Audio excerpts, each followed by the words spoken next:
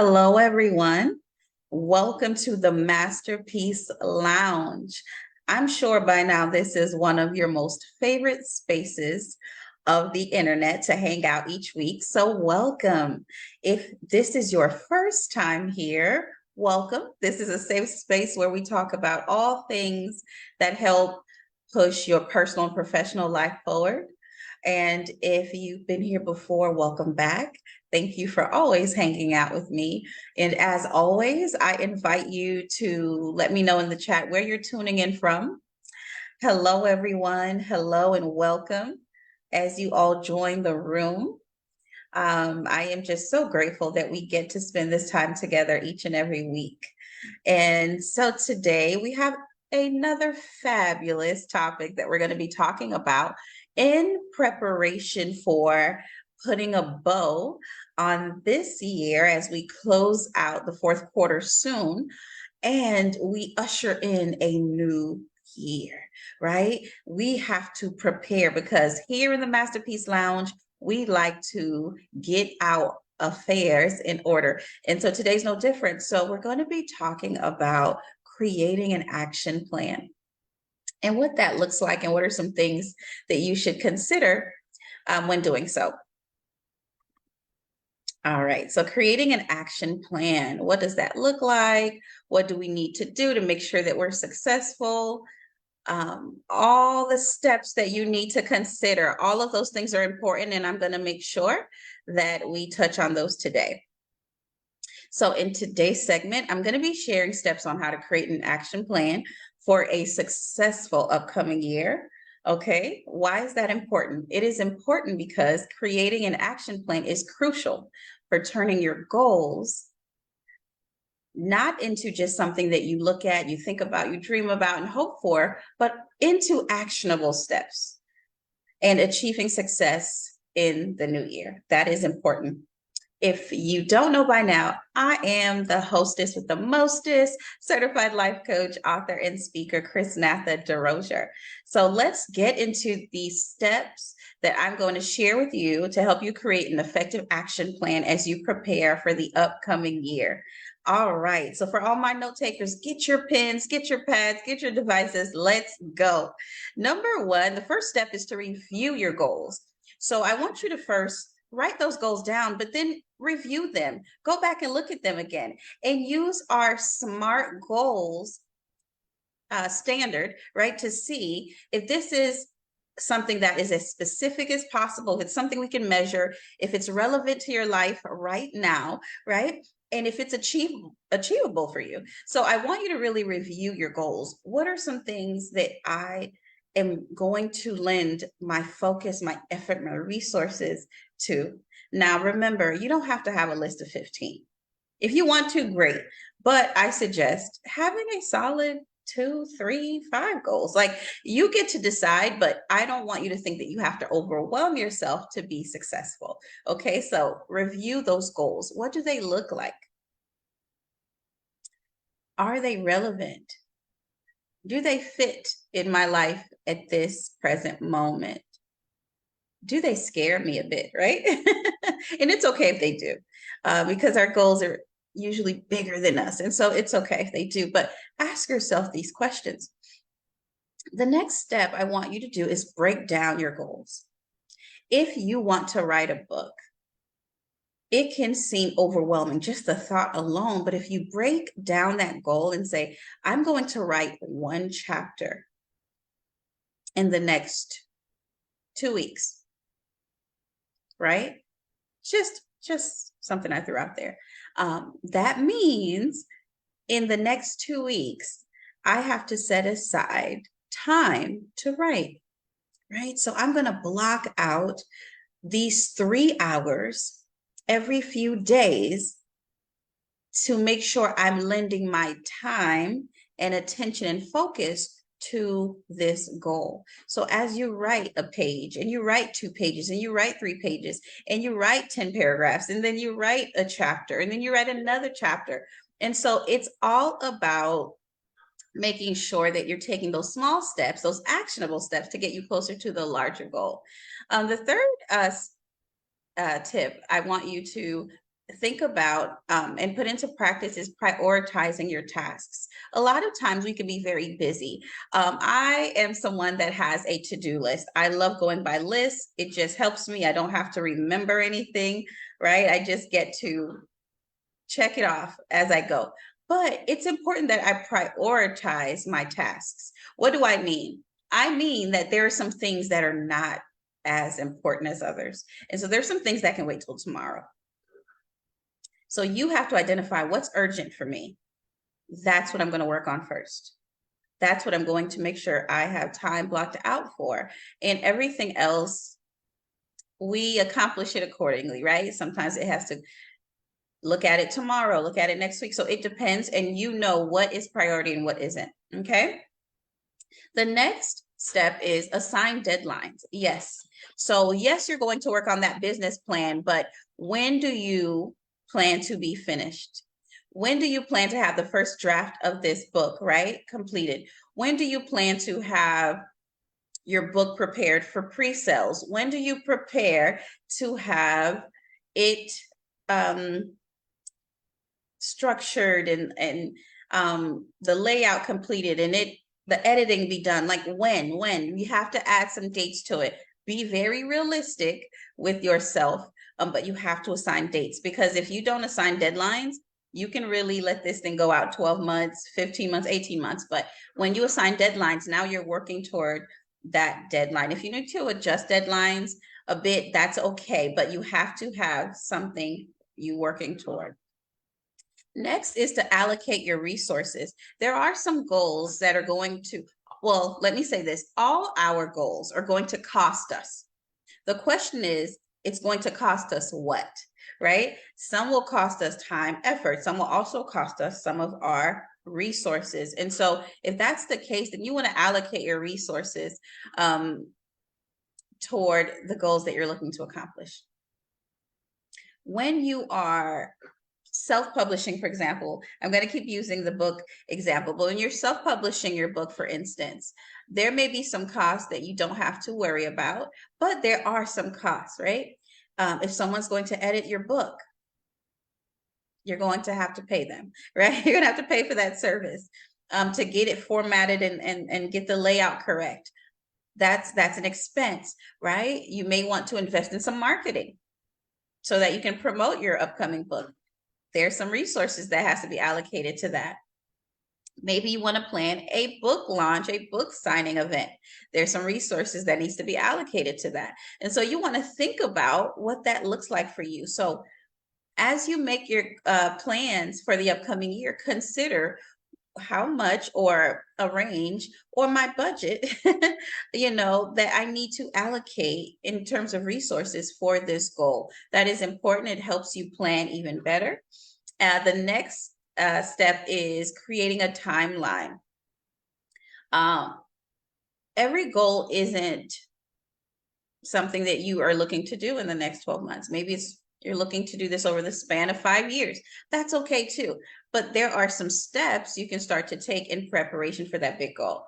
For instance, let's say you're thinking about becoming a homeowner in the next 2 to 3 years. That's an amazing goal, right?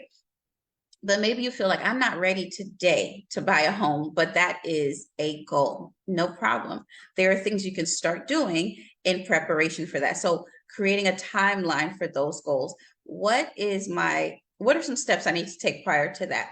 I need to come up with a savings goal, right?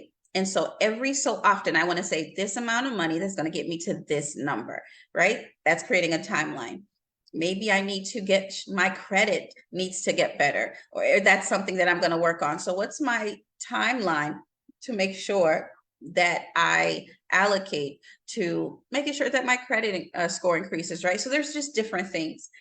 Making sure that I'm organized in all of my financial documents, my bank statements and my pay stub, all of my things are organized and easy to find. So creating a timeline for that larger goal. And we just said it, but the next step is you have to stay organized. It's a lot to manage our lives. If you're a parent, the lives and the schedule of your children and everything that just comes with everyday life, your business, the workplace, everything in between, right? And so it's important that we do everything we can to stay organized. There are tools that are available for us to get organized. So whatever aspect of your life that you feel you're not as organized, there is a tool to help you. So do some research and put some systems in place so that you can be as organized as possible. We're not looking for perfection, right? But it's all about progress. The next step is to make sure that you monitor and evaluate your progress. So something that I do that helps me is I have a reminder in my cell phone at the end of each month I block out about an hour, hour and a half, so about 90 minutes where I sit down and I really evaluate what happened this month. What did I do well? What worked? What made sense? What adjustments or changes did I make that are helping me? So I make note of that, right? Oftentimes we're so busy, we don't have enough time to sit and evaluate, but I sit down and evaluate that progress. And then I also think about what didn't work. What was challenging this month and that I have control over, that I can adjust, that I can revise, that I can go back and say, this isn't working the way I thought it was going to, or I need to change the plan. I need to revise the plan, right? I need to delegate some things. I was spending too much time on this and not enough on that, right? And so sit down and evaluate your progress. What do you need to change? It's better to know what changes need to be made now than to wait 6 months and then check, right? But I do that. You can do that monthly. You can even check in with yourself. Of course we can do daily check-ins, but I like really sitting down and really looking at progress. I would say monthly. Some people, you may want to sit down quarterly. You can do this alone, or you can do this with accountability partners. So it's up to you. Community is always great. And so having that support would be awesome too. So you can, at the end of each quarter, sit down and say, what made sense the last 3 months? What didn't make sense? What's not working? Let's change that. So the upcoming quarter, let's have a better experience, right? And a better progress. The next step is to stay committed and disciplined. This is not easy, but commitment is what keeps us going to the finish line. Oftentimes I hear people say, oh, I just need to be motivated. And motivation is great. It gets you pumped up, it gets you excited, you feel good, but there's going to be moments where that wears off. And so where that feeling of motivation and excitement dwindles, do you have staying power? Are you going to keep going? And this is where your why comes into play. Why did you start in the first place? So beyond this excitement and motivation, you have to press forward. Now, there's things that can help encourage you along the way because you can get discouraged, right? So we can't deny that. And so you have, I like inspirational music. I like inspirational talks. I like sermons, prayer, meditation. I love listening to amazing thought leaders, right? While I'm working, just listening to a podcast, listening to something that's really feeding my spirit and encouraging me to keep pressing forward. So those are some things that I feed my mind, my heart, my spirit. And I encourage you to do the same because it gets hard, but you want to stay committed to the task. You want to stay committed to what you know can change your life. Discipline, man, it's not easy.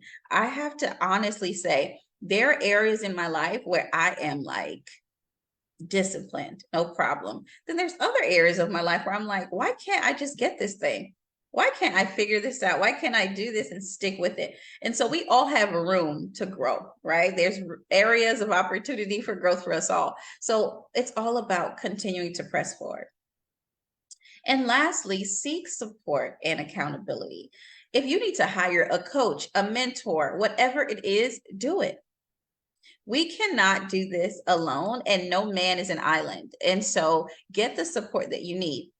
If you need to make sure that you're mentally healthy throughout this journey of life, which I feel like we all do, right? And so check in with your mental health specialist, your therapist. It's important for you. Take breaks, rest. We say that all the time here in our segment, here in the Masterpiece Lounge.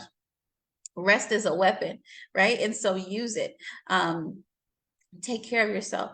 Any support that you need, ask someone who has been where you are and who has accomplished the things that you're looking to accomplish. Learn from them, right? There's never a time where we are not learning anymore, or we don't need to learn anymore. So continue to learn, put yourself out there, hire a coach, get mentorship, and keep going. I am rooting for your success. It's so important that we remember that we're not here by ourselves, and you don't have to go through this journey alone.